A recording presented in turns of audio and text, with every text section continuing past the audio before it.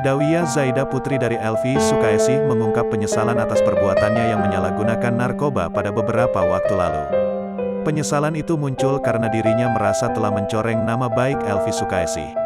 Menurut Dawiyah Zaida, perbuatannya itu sudah jelas-jelas salah dan tak patut ditiru. Namun, hal yang membuatnya semakin merasa bersalah adalah kenyataan bahwa bundanya mendapat begitu banyak cacian dari masyarakat. Kala itu Elvi Sukaesih dianggap tak becus urus anak hingga akhirnya Dawiyah terjerumus penyalahgunaan narkoba.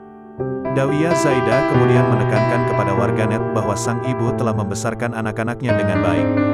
Dawiyah Zaida kemudian mengungkap alasannya mengkonsumsi narkoba.